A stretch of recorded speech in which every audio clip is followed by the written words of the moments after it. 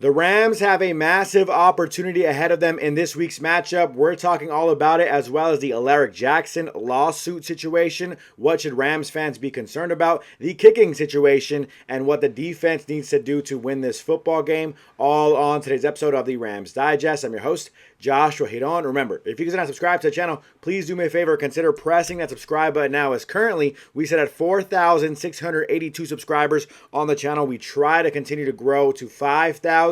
It's going slowly but surely. All I'm saying is if you're watching the videos, you keep coming back for more, but you're not pressing that subscribe button, please consider doing so we can continue to grow the channel, reach some of our goals here at the Rams Digest. Let's get into a lot of stuff to talk about on today's episode. First things first, Rams have nothing to say about lawsuit against Alaric Jackson. This comes to us from everyone's favorite reporter, right? Mike Florio of Pro Football Talk. And ultimately, when we're talking about this current situation with Alaric Jackson, the lawsuit, there isn't that much to be concerned about. Now, of course, you want to talk about off-the-field stuff and get in details about the type of situation this is for Alaric Jackson. Of course, you can have opinions on that. But in terms of the football side of things for Alaric Jackson, it is not going to affect his play. He was suspended last year in 2024. We believe probably potentially because of this situation specifically. It was, I guess, reported to the police. And so because of it, the NFL ended up stepping in, and it was not really announced why he had a 2-game suspension last year.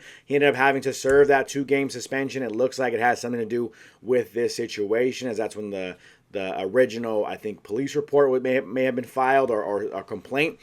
So that was obviously detrimental kind of conduct, not really following the code of conduct for the NFL and their players. So, in terms of details on the situation, again, not really much to get into. As we can move on to what Sean McVay had to say about it, he came out and said, as with any of those things, especially as a legal matter, we keep those things in-house. That's been consistent since I've been here. How we deal with those things out of respect for the process. This isn't something that we weren't aware of. We've had a very clear communication and understanding of it, and I'll keep it to that. Hopefully, you guys can understand. So, a little picture of a stressed out, a little bit Sean McVay, because, it's not really a comfortable conversation to have, right? Maybe when your player's not acting necessarily appropriately in terms of how you want him to be acting out there in the public, but ultimately things happen, mistakes happen. And like Sean McVay said, you kind of want to keep these things internal because there's a process to these things, right? It's a lawsuit going on. Maybe it's not criminal charges. I think it's going to be like a civil lawsuit, it sounds like. And so, of course, not good stuff to be speaking on, not really fun things to be talking about. But in terms of the question was being asked to Sean McVay, they asked him, is there going to be any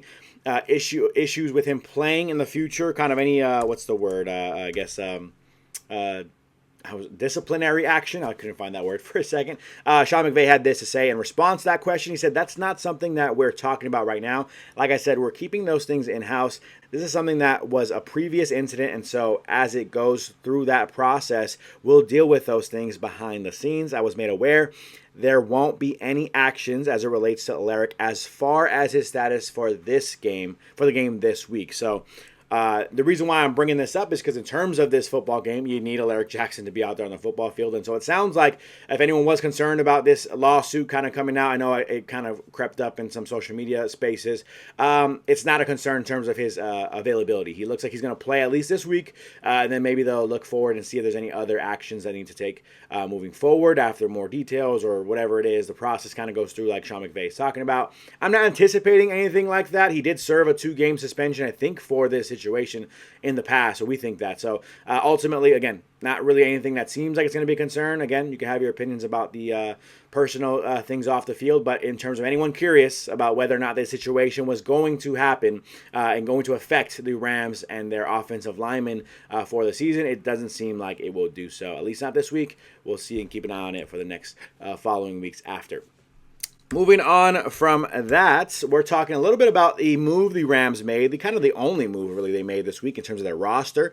Ahead of the contest, the Rams announced the final roster move on Saturday that will impact Sunday's game as they've elevated kicker Harrison Mevis from the practice squad. This isn't a shocking move as Rams head coach Sean McVay indicated that Mevis would be the team's kicker again this week after he replaced Josh Riccardi against the San Francisco 49ers and made all 6 of his extra points in that matchup. while Cardi is still on the roster, he'll likely be a healthy scratch for Sunday, so the Rams can move for more depth, have more depth at other positions. So, not really a surprise here, right? When we're talking about Harrison Mevis being moved up 6 for 6. I mean, you literally can't kick better than that. The Rams didn't really give him the opportunity to kick anything outside of extra points on the day. Fine, kind of actually perfect if you really think about it, right? You kind of want Harrison Mevis to be comfortable, be confident.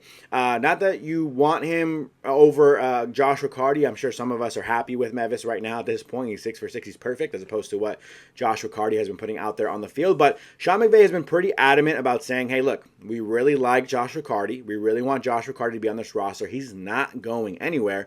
And so I think they're trying to, of course, be fair to Harrison Mevis and give him a legitimate chance at this job. But I think they really want Josh Riccardi to get back out there, get an opportunity to get this job himself as well. So for the next couple weeks, I think Sean McVay is trying to make everything seem okay with Josh Riccardi, but ultimately they are really trying out Harrison Mevis for the second week in a row now. Again, we talked about this last week. If they do it one more time next week, which I'm assuming and predicting they will, unless Harrison Mevis has a bad game, which we're not rooting for.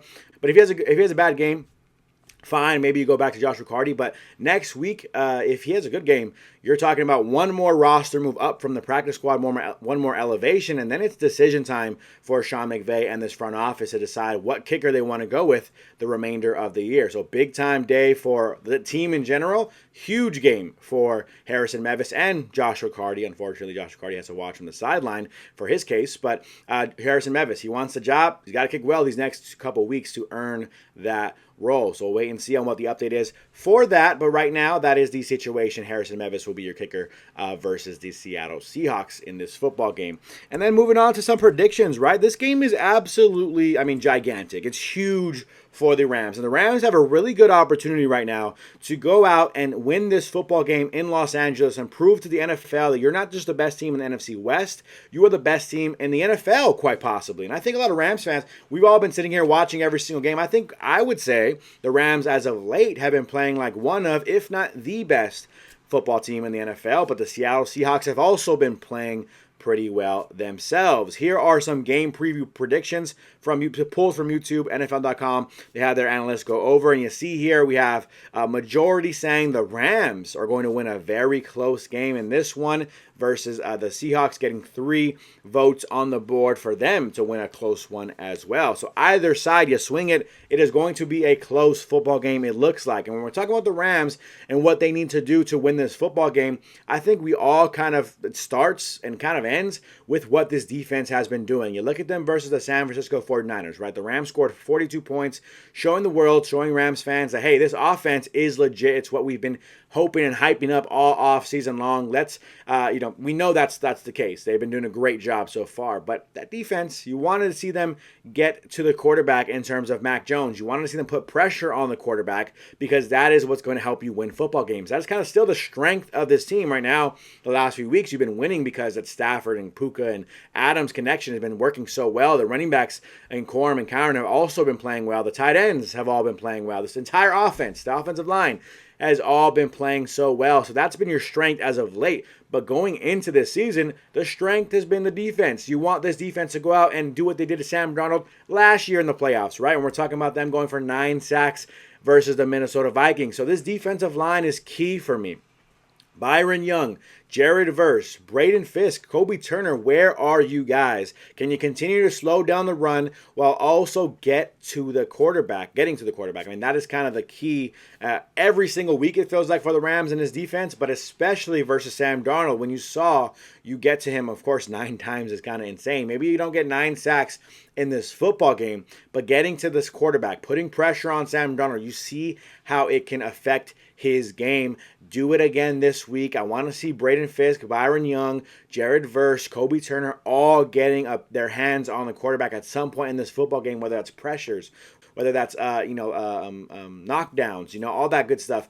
That's what we want to see out of this defense. A ferocious, nonstop, relentless defense versus the Seattle Seahawks front that has been holding up pretty well this season. They got a couple of receivers. Don't forget about Rashid Shaheed now being on this roster from New Orleans. His second week now, a little more warmed up to this offense. We'll see what he brings to the table. Jackson Smith and Jigba on the other side. And then, of course, our old friend, Cooper Kupp. We know, of course, he's not as good as he used to be, but last week, 2 catches, 74 yards, some good blocking involved in that play, but he's still Cooper Kupp, right? He still has the ability. Rams fans know very well what Cooper Kupp can do on the football field, so be careful. His first game back in SoFi in a Seahawks uniform. We're going to have to wait and see on how well this offense plays, but the defense is key for me versus this Seattle Seahawks team.